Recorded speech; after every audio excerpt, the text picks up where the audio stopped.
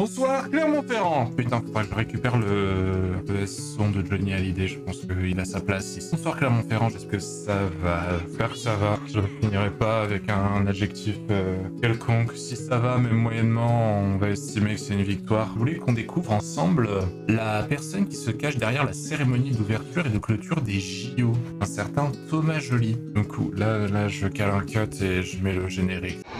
J'ai compris tout de suite qu'il était cinglé. Donc Thomas Joly, voilà, on va y aller par le Wikipédia, on va pas se casser la nénette. À ne pas confondre avec Thomas Joly de la Brigade de la Révolution française ou encore Thomas Joly, le coureur cycliste, ainsi que Thomas Joly, l'épicier charquet et Thomas Joly, le sosie de Danny Boone. Alors, on va essayer un peu de comprendre d'où il vient, ce gars. Donc pour rappel, il s'occupait des différentes cérémonies d'ouverture, clôture des JO, et donc c'était organisé par cette petite mec là, regardez-le, il y a un petit trop mignon. Il est mis au théâtre à genre 10 ans, en 93, il est né en 2 à longtemps. Il a fait des études là-dedans, ça s'est bien passé. Il a pas mal commencé comme acteur en fait, il a fait une formation comédien stagiaire, tout ça. Et c'est après, au fur et à mesure, qu'il s'est mis à monter sa propre pièce. Voilà, donc fin 2006, en Normandie, il réunit des acteurs pour faire la Piccola Familia, c'est sa troupe de théâtre. Et avec eux, il va mettre en scène tout un tas de trucs, notamment du Marivaux, du Sacha Guitry. Je trouve ça intéressant de repasser sur des personnages comme lui parce que c'est un peu tombé en désuet dessus. C'est pas tout le monde qui va au théâtre. C'est un petit peu comme la sculpture, j'ai envie de dire. Il y a quelques formes artistiques comme ça, des arts littéralement. C'est périodique, hein, c'est un peu cyclique comme truc, mais il y a des arts qui là en ce moment sont plus du tout à l'avant, reviendront peut-être à un moment, peut-être pas. Pour l'instant, c'est un petit peu un truc vaguement élite de prout-prout. En tout cas, ça donne l'impression de s'adresser à une minorité. Alors que des gens comme Thomas Joly, on va le voir, ont à cœur de relancer un certain théâtre populaire finalement. En tout cas, dans les mots, dans les intentions, c'est ça. Je sais pas s'il y arrive vraiment. Hein, vous aurez remarqué que la cérémonie des JO, elle a énormément d'idées. Voilà. Donc en fin 2006, retour en Normandie, création de la troupe Piccola Familia.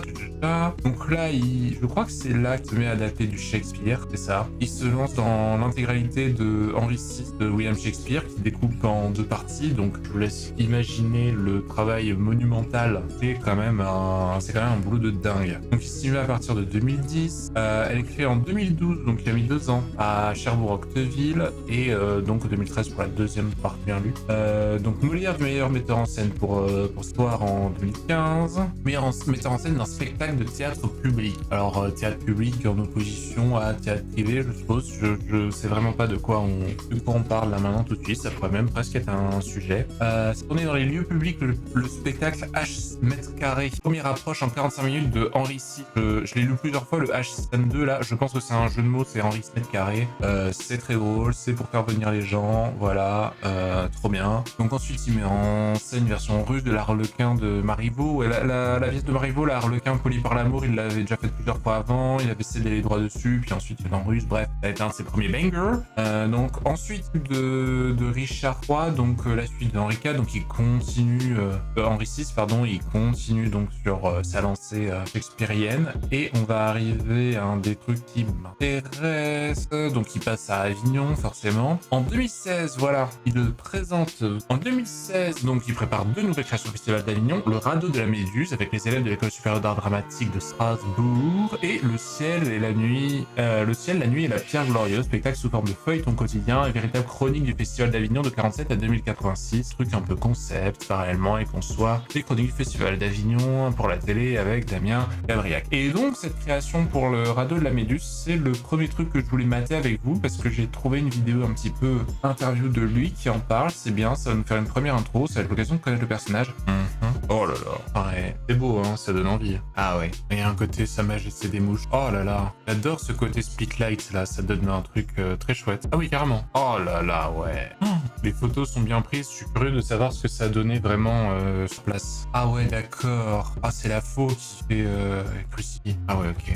Je mets en pause 2 secondes pour qu'on admire quand même un petit peu vite fait le travail de scénographie parce que, bon, ils l'ont pas pris par hasard pour les JO. Le mec est un crack. Hein. Le mec est un crack. Alors, Alors, à l'écran, les couleurs doivent pas forcément rendre nickel. Je pense encore une fois qu'il fallait se place pour le voir. Mais donc en fait, globalement, on a des enfants dans une teinte bleu-gris de thé, derrière lesquels contraste cette fumée vraiment rouge là. Donc on les met dans une ambiance un peu rougeâtre. On a un peu le même travail sur les visages qui sont rendus palo avec du rouge pour les faire ressortir. Et juste là, le jaune, à la couleur bois, là elle ressort jaune. Je me demande si elle ressort vraiment jaune dans la pièce uniquement pour cette croix, pour la distinguer du reste, amener notre regard et le reste de la scène et avoir un petit peu une symbolique, je pense, au niveau des couleurs. Le jaune solaire, ça peut être une couleur qui évoque la religion, je crois. Alors peut-être que je fais de la branlette, hein, mais encore une fois, en tout cas l'image marche bien et de manière générale, je trouve que dans les extraits qu'on voit, il a un travail de scénographie qui est très efficace. Et on va s'arrêter là. Je reviens vite fait quand même sur sa dernière remarque. On aura l'occasion d'en reparler d'autres fois, mais je pense qu'on se branle un peu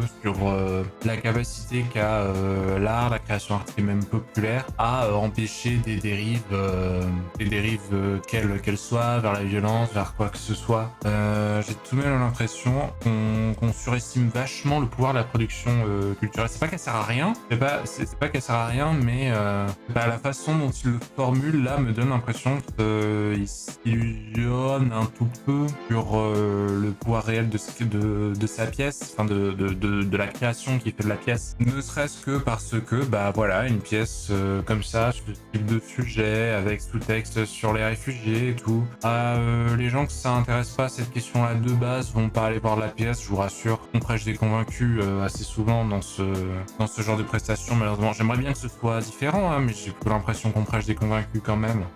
En tout cas, ça permettait, c'est pour ça que j'ai aussi mis les extraits, ça permettait de voir des extraits bien photographiés de sa mise en scène et donc de se faire un petit peu une idée, voilà, de sa scénographie, de ce qu'il est capable de produire picturalement. Je sais pas si ça veut dire picturalement dans ce cas-là, non visuellement. Et ouais, c'est très efficace quoi.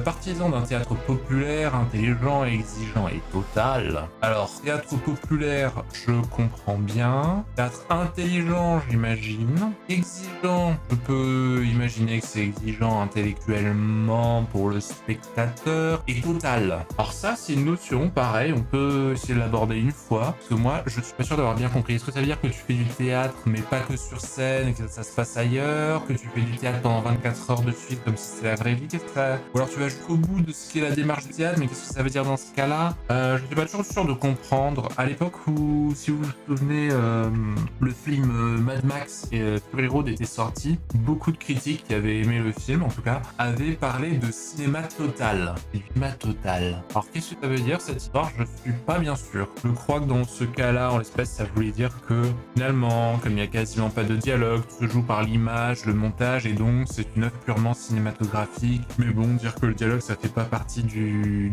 cinéma, c'est peut-être un peu puriste, donc je sais pas forcément ce qu'on veut dire avec ça. C'était en tout cas la version aboutie, extrême d'un type de cinéma. Et là, au même titre, le théâtre auquel j'entends pas grand-chose, dire que on fait un théâtre total, ça m'intéresse hein, comme notion, j'aimerais bien comprendre, mais là tout de suite je vois pas où ce que ça veut dire. Bref, désolé, je fais des énormes apartés. Il donne cette définition de son métier. Attendez, là c'est le moment branlette. Et je fais du théâtre. C'est parce que je souhaite une réalité augmentée. Le théâtre, une loupe, il décuple la réalité. Les personnages sont toujours, ouvrez les guillemets, plus fermez les guillemets, point. Plus amoureux, plus là, plus monstrueux. Le verbe latin, monstrare, ouvrez les guillemets. Faire que quelqu'un voit quelque chose, fermez les guillemets, point. Tout acteur, et donc amour. Voilà, vous avez entendu Thomas Joly s'exprimer à propos de son métier de théâtre. Non, mais sans déconner, c'est toujours un petit peu... ça vient toujours un petit peu dans les formulations. Mais oui, il y a quelque chose de très vrai dans cette histoire. On est toujours un petit peu dans la caricature et le fait de ne pas montrer un personnage fictif, c'est jamais une personne complète, c'est une facette, c'est une personne réelle qu'on veut mettre en avant, magnifier pour une raison X ou Y. Je trouve, voilà, je trouve que ça utilise beaucoup de mots très ampoulés pour dire des trucs assez simples, mais c'est très vrai, c'est une vision de l'acteur, avec laquelle je suis d'accord. Voilà.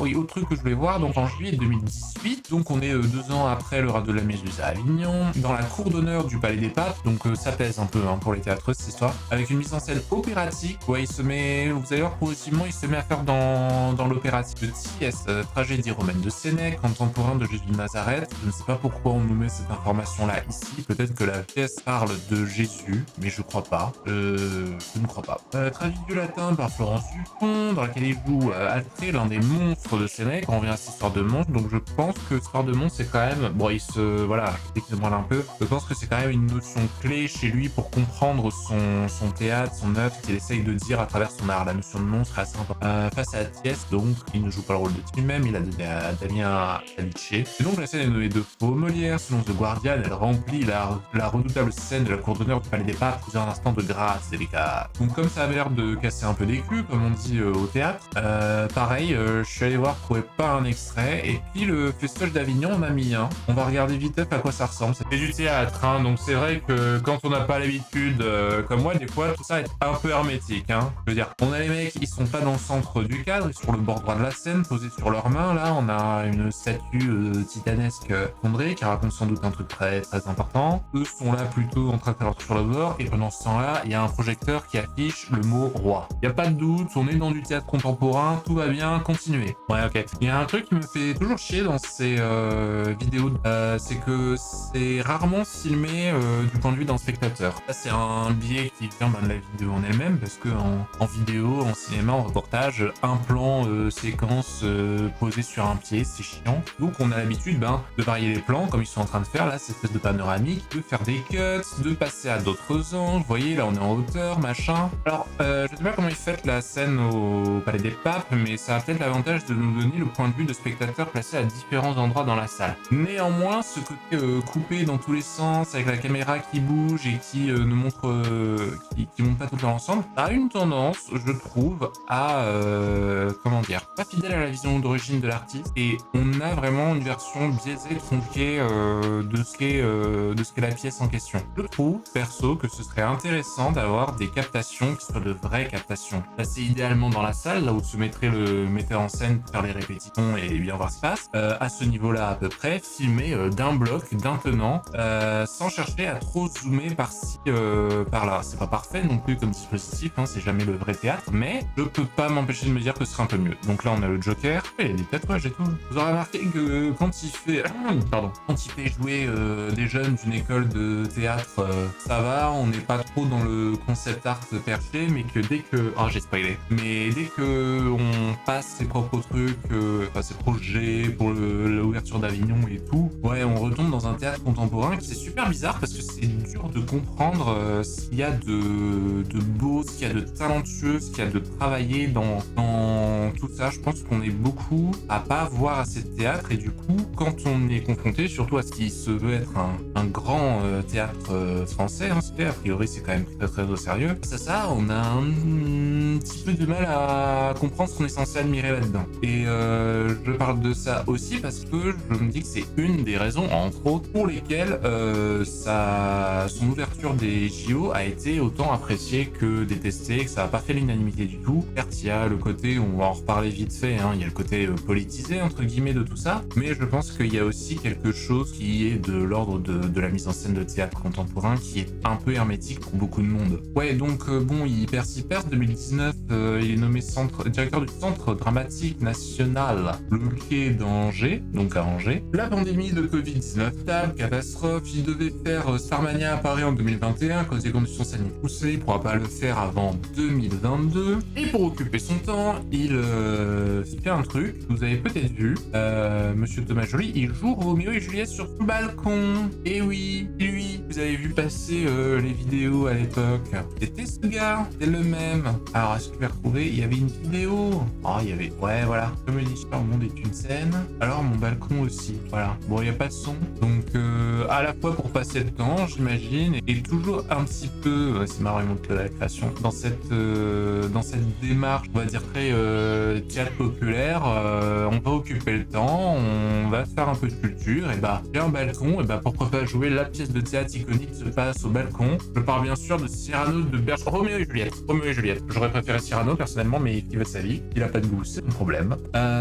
Donc, ouais, en fait, vous aviez déjà entendu, avant les JO, parler de Thomas Joly, très probablement. Et donc, on en arrive à la cérémonie d'ouverture du Jeux Olympiques 2024. On ne va pas regarder l'article complet, ça me fume qu'il y ait un article Wikipédia complet pour une cérémonie d'ouverture. Le choix logistique de la cérémonie d'ouverture est marqué par un concept innovant. Le spectacle se déroule hors d'une enceinte, tu le mets sur la scène, gna. Thomas Joly, gna. Je veux surtout que cette cérémonie intègre tout le monde. Nous devons tous célébrer cette diversité. Voilà. Là, donc, c'est le côté, disons que on comprend clairement pourquoi ça a divisé de ce côté-là, le pestacle. Mais encore une fois, je pense qu'il n'a pas divisé que à cause de ça. Je pense qu'il a aussi divisé parce que les théâtres, en tout cas, les théâtreux peuvent être un petit peu abscons. Voilà.